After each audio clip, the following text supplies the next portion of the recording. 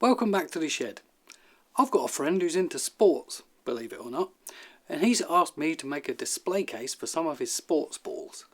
I don't know what sports balls they are, I'll be honest with you, I zoned out as soon as he mentioned making stuff, because I was thinking we could get the hand tools out. So let's do that then. We're making a rectangle with an MDF back, shelves in the middle and glass in the front. This pile of wood is perfect for the wooden bits. We'll have a look for the rest later. Let's cut some. Dovetails mean many things to many people. Whatever your reason might be, dovetails should be spaced out much better than these. They look awful. They really do. But it's not our fault. These two grooves are for the MDF and the glass. Since they make up 2/3 of the plan, they needed to be established way before we thought about showing off to our friends cutting dovetails. Having said that, all marked out in pencil, the design looks like the results of a bad compromise. Look on the bright side, we've got a combination plane. A combination plane is a plane that can be used in a combination of ways. Today we're having a go at cutting grooves with it.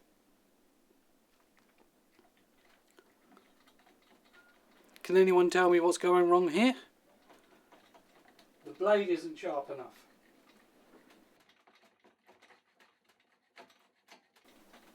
It must be technique. Hold on. It was grain direction. Who said technique?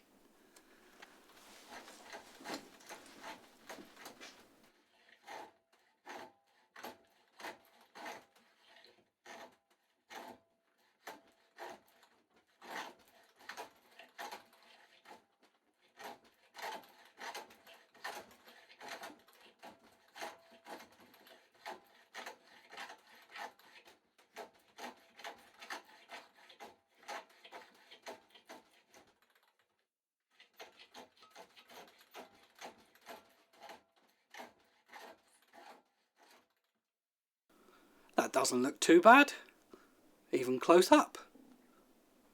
Those shavings look pretty thick.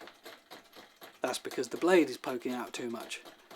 It's really easy to adjust the blade and fix that problem, but I'm in a race to cut this groove before the marking gauge falls off the workbench.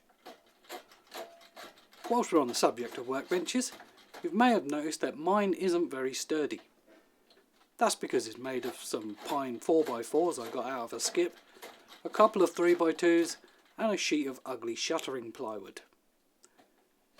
I really should make a better one.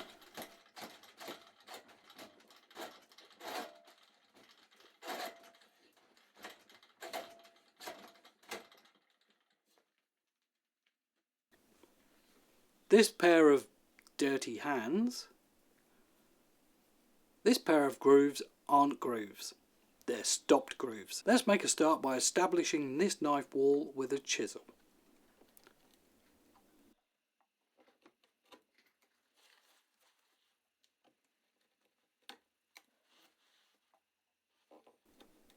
Using a chisel that's the same width as the groove, we're going to chop our way down the groove, and before we know it, we'll have some of it cut to full depth. About 5mm should do it. Hand tools are fun, and I'm really tempted to chisel out the whole of this groove. But maybe there's a better way. That will fit in there. Let's use the router for a bit. Hand tools are cool. Not only are they less messy than power tools, they also donate heavily towards the showing off to our friends fund. The fund needs all the help it can get because of the recent dovetail compromise.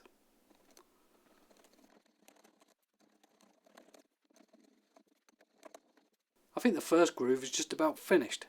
Let's see if the MDF fits. It does. But will it come out again? The drama. Stay tuned to find out. That cut looks a bit heavy. We're not in any rush. Take your time. Enjoy the hand tools. Make small adjustments to the blade height and cut a massive shave in the size of a curly fry. For those of you still watching, you may have noticed that the stop groove has stopped early. I can confirm the stop groove has stopped early, so we can take a closer look at this piece of wood being prodded into submission until the stop groove says stop.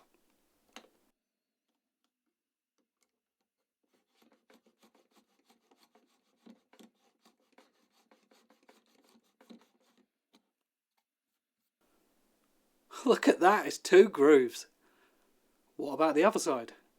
What's that all about? The simple answer is, it's another groove. It's being cut in the same way as the others, just a little bit deeper. How deep, I hear you say? How deep is the groove, Martin? Deep enough to see through? Yes, but also no. We want to cut all the way through. Hey. This stop groove is now a slot that you can see through. Okay, enough messing about, let's cut some dovetails. Jonathan Katz Moses doesn't know how to reply to an email, but he does know how to make a dovetail jig. Do yourself a favour and get one.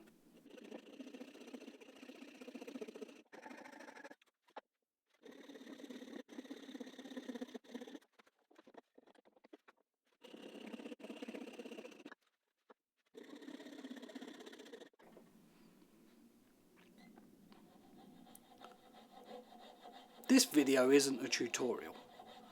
None of my videos are. But it's fair to say that this video footage should serve as a lesson to all of us. Some of you may have already noticed. I'm cringing watching it. And now the penny drops.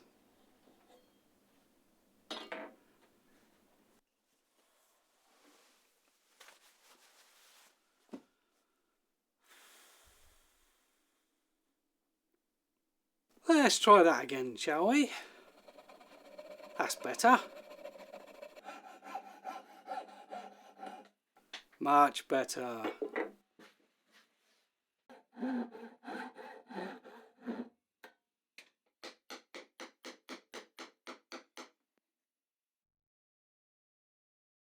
Okay, let's see if we can cut these without making a mess of it.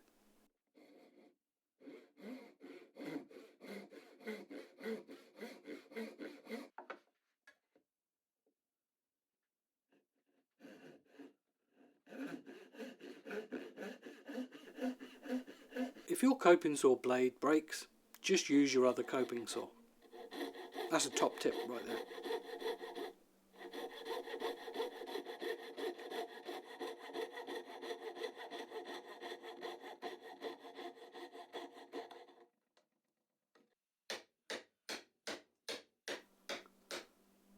Hold on a minute, what are they for? The simple answer is more grooves. Chisel,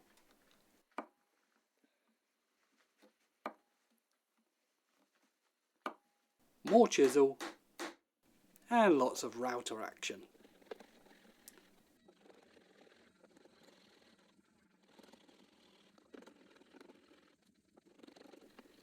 Here's some more for you to have a look at.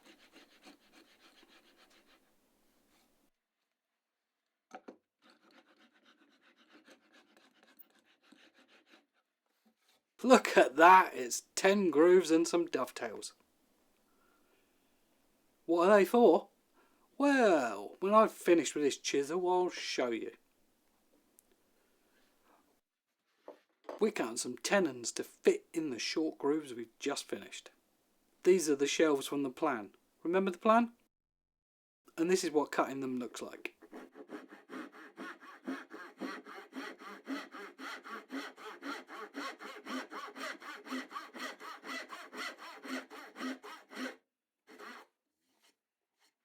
This bit is very satisfying.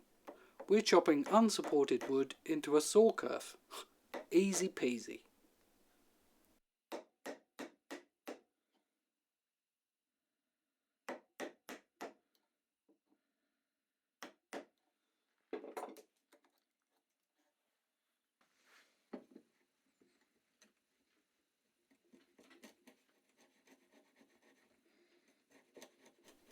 The router cleans up the tenons nicely, and a chisel can fix that bit.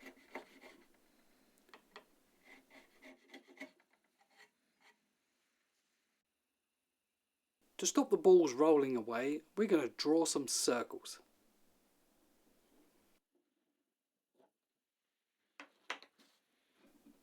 Then we're going to take this curvy chisel and cut some divots.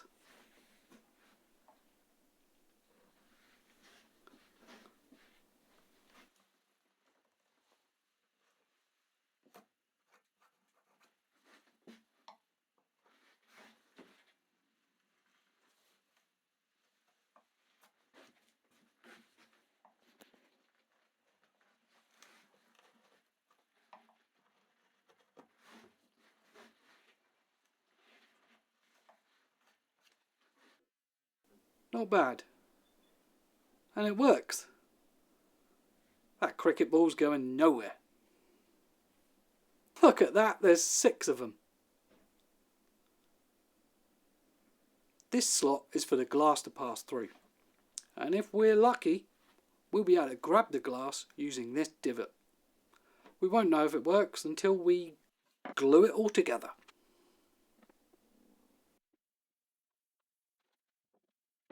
And put some finish on it.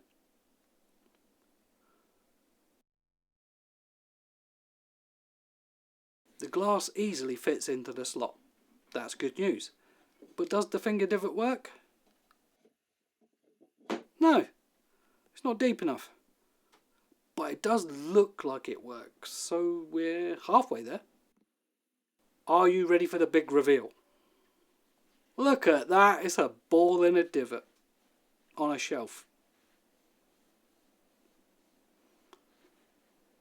To be extra friendly, we're going to add a cleat to the back of it so it's easy to hang on a wall.